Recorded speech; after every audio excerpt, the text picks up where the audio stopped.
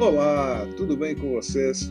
Hoje eu queria falar de um assunto muito interessante para variar, que é motivação, particularmente a motivação no trabalho. E para isso eu convidei a grande amiga Fernanda Muradas, que tem mais de 30 anos de experiência no mercado publicitário e é uma consultora em gestão de pessoas, particularmente na área de gestão de executivos, governança, liderança e na área comercial. E nós vamos bater um papo bastante gostoso, bastante interessante, que eu editei para ficar curtinho aqui para apresentar para vocês. Então, vamos lá. Fernanda, e aí? Boa parte do teu trabalho, pelo que eu entendo, tem a ver com motivar a pessoa, com incentivar, né, com fazer com que a pessoa, de alguma maneira, tenha uma relação com o trabalho dela, e isso acaba esparramando, provavelmente, para a vida pessoal também, com mais motivação, com mais propósito, né? Como é que você vê essa história? Isso, o que tem que ser feito? O que motiva as pessoas? Isso é diferente para cada idade, para cada posição que a pessoa tenha? Como é que é isso aí? Para começar, tem uma diferença para gerações, né? Que elas não são tão recortadas. Eu nem sigo esse recorte de idade que as pessoas estão acostumadas, quando você fala, geração, né, Y é de tanto a tanto, a Z é de tanto a tanto. Eu nem tenho esse recorte tão claro quando eu trabalho, porque você encontra diversas pessoas. Nós somos dois exemplos disso, né? A gente provavelmente está numa geração lá atrás, mas a gente tem muitos elementos de gerações muito atuais, né? Por conta de perfil mesmo e tal. Então, está mais relacionado com perfil, criação e história, né, de vida de cada um, do que propriamente dito no ano do ano que nasceu, da década que nasceu e tal. E eu costumo dizer muito que, assim, tem muito a ver com o sentido que aquilo tem para você. Né? Sempre tem muito a ver com o sentido que aquilo tem para você. Tem gente que está ali só para trabalhar e ganhar dinheiro para poder comer. Né? Se eu comer, pagar o meu aluguel, para mim está ótimo. Né? A minha irmã teve muito isso, assim, tipo, trabalhou a vida inteira, nunca foi uma pessoa preguiçosa, mas trabalhou a vida inteira para se aposentar. E no primeiro ano que ela teve a oportunidade de se aposentar, ela se aposentou. Está errado? Não, né? Ela foi feliz desse jeito. Eu nem imagino. O dia que eu me aposentar, certamente para mim não vai fazer a menor diferença. No dia seguinte eu vou continuar trabalhando do mesmo jeito, né? Então é muito perfil mesmo, estilo de um e de outro. E quando a gente fala de motivação no trabalho, está muito relacionado com isso, né? Eu fiz uma pós em psicologia positiva que a gente estuda muito as forças de caráter de cada indivíduo. E as forças nada mais na verdade, do que o seu conjunto ali de características, né, relacionadas às virtudes que a gente tem e que são universais, mas que são, na verdade, o retrato da nossa essência. Então, se a minha força de assinatura, por exemplo, é criatividade, curiosidade, trabalho em equipe, liderança, né? A gente costuma falar que as forças de assinatura são as 5 primeiras forças de caráter de cada um.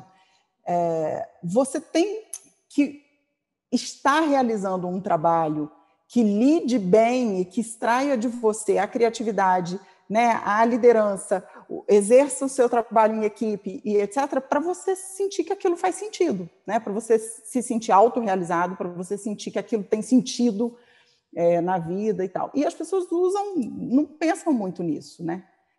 As lideranças, principalmente, são uma coisa muito assustadora. Mas você acha que esse é um papel da liderança? Esse despertar a pessoa para isso, trazer a pessoa para isso? Porque, assim, eu, pessoalmente, acho um pouco estranho a pessoa separar a vida profissional da vida pessoal. Não, né? Não tem separação nenhuma. Pois é. Eu acho que não, mas a gente vê as pessoas fazendo isso. Não? Por exemplo, aquilo que você comentou, eu vou trabalhar a vida inteira para depois me aposentar e viver minha vida. Né? Ou, de repente, assim, lá no escritório, eu chego às 9, saio às 5, faço o que me mando, depois vou viver. Né? Tanto que eu estava vendo alguém fazer uma palestra outro dia dizendo assim, vocês já repararam que depois do trabalho tem a happy hour, o que significa que tudo que veio antes não é happy? Né? Então, alguma coisa está errada nisso aí. Né? Na verdade, assim, quando a gente é um só, né? É muito interessante isso, porque as pessoas falam, não, aqui eu sou, eu não sou eu sou mais introvertido, né? Quando eu estou em casa, não, eu sou mais extrovertido. Não, a gente é um só, não tem jeito. A gente não consegue ter essa divisão, não, agora é a Fernanda séria aqui, e né, não conto piada, sou super carrancuda e tal, mas em casa eu sou super bem-humorada, então não existe muito isso, não. E a liderança não tem esses superpoderes também. Você trabalhou como líder várias vezes, eu também trabalhei, e a gente até acaba, por ter um perfil mais humanista, se preocupando com isso. Quando a gente vê alguém trabalhando ali, tipo, fazendo só feijão com arroz, a gente fala, peraí, acorda aí que a vida pode ser mais divertida e mais interessante. Mas isso tem que partir da pessoa, a princípio, né? Ou seja, todo mundo devia estar parado se perguntando assim, escuta, o que eu estou fazendo da minha vida? O que eu estou fazendo aqui? O que assim, você sente que motiva a pessoa, do modo geral? Na tua opinião... liderança, ela pode extrair do outro o que ele tem de melhor ou o que ele tem de pior, né? A liderança não é responsável pelo engajamento do outro, porque o engajamento é diferente de competência, é uma coisa mais intrínseca, né? O engajamento é o valor e o sentido que aquilo tem para você. Então, é seu aquilo. Ninguém desenvolve isso em você, mas você pode potencializar, você pode facilitar esse caminho, né? Você pode tornar a pessoa mais comprometida, se você for, né, tiver alinhamento de valores com ela, se você de fato tiver uma preocupação empática. Agora é cada um que tem que olhar e se fazer essa pergunta, sabe? Isso aqui faz sentido para mim? Que sentido isso tem para a minha vida? Né? O que eu estou fazendo aqui? O que eu quero, além do salário no final do mês? O que eu quero tirar dessas relações, né, desse desafio profissional, da minha carreira? As pessoas são muito perdidas em relação a isso. Esse é um ponto interessante. Você falou que você não vê exatamente um corte por geração, porque as pessoas, independentemente da idade, têm características semelhantes, né? O zeitgeist, o espírito do tempo, né? O espírito deste nosso tempo aqui, não parece ser algo como está todo mundo esperando que alguém de fora resolva para a gente? Você espera que o outro faça, né? E aí recai sobre a liderança essa responsabilidade. Só que, em algum nível, a liderança tem sim uma responsabilidade. A gente fala muito de ambiente, por exemplo, quando você tem um ambiente tóxico, ou a cultura encoberta esse ambiente tóxico, a cultura organizacional, né, promove isso, ou a liderança promove isso. Você não tem um clima organizacional tóxico se você não tem uma liderança que promova isso, ou se a própria cultura da empresa não for uma cultura já, né, favorável a esse tipo de coisa. Então, permissiva, talvez. Né? Permissiva para isso. Então, tem sim a responsabilidade da liderança, mas é isso, né? Esse cara não é o super-herói.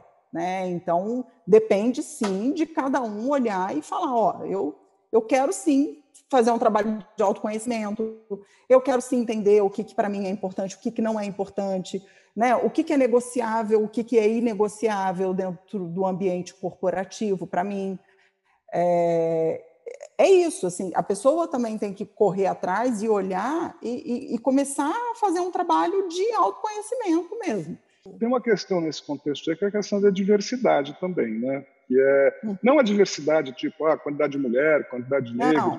Não, a diversidade, vamos dizer, de pessoa, de ser humano, de pensamento, de atitude. Cognitiva, né? Cognitiva. Se a pessoa fala diferente, ela pensa diferente, ela se comporta diferente, e a empresa não é capaz de acomodar essa diversidade, e isso começa pelo líder, mas permeia toda a organização, né? O sujeito da mesa do lado está fazendo alguma coisa esquisita, então a gente precisa se livrar dele, porque de repente, né, entre outras coisas, eu também tinha vontade de fazer coisa esquisita, mas eu não estou fazendo. Né? Como é que ele está fazendo? Né? Assim, eu até comento isso com uma certa propriedade, porque eu sempre fui o cara que fazia coisas esquisitas, né?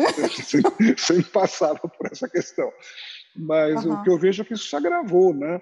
E se agravou a um ponto até de que se o cara fez alguma coisa esquisita um dia na vida, há 15 anos, e está lá gravado no Twitter, no Instagram, e alguém traz isso para a mesa e fala assim, não, porque o cara falou isso em 1982. Né? Então manda o cara embora. Porque em 1982 o cara estava bêbado e falou uma bobagem. Pô, mas faz 20 anos que o cara falou isso. Né? Nem as células do cara são as mesmas mais, né? Não dá para dar um desconto, né? Você sente isso também dentro desse ambiente? É um desafio para você enfrentar essa coisa da diversidade? Olha, essa coisa da diversidade é uma coisa muito louca, né? Eu cheguei a comprar aquele manual antirracista, sabe? Da Djamila, que muita gente falou. Das frasezinhas todas, tá? Né? Eu falei, gente, eu vou ler isso, porque eu desconheço e, na verdade, eu não concordo com um monte de coisa e talvez seja por desconhecimento. Então, deixa eu lá, né, entender. Tem várias coisas ali que a gente aprende de fato, acho que vale a pena mesmo, porque é um pensamento que eu nunca nem tive, sabe? Então é muito difícil você falar, nossa, não, mas né, isso é preconceito. Você fala, não, mas imagina, né? E às vezes para o outro e tal. Mas uma coisa muito assustadora que eu vejo quando a gente fala de diversidade é que as pessoas também, elas colocaram, você colocar o outro numa caixinha já é um preconceito, sabe? Então agora a minha vaga é para negros.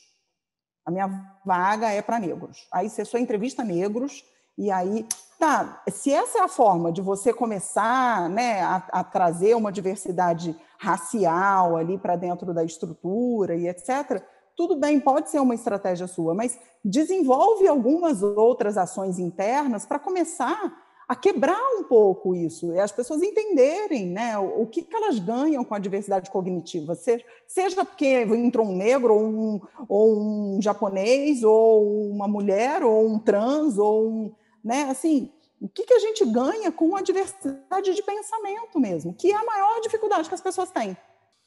Tem um artigo muito interessante no LinkedIn da Harvard Business Review, sabe?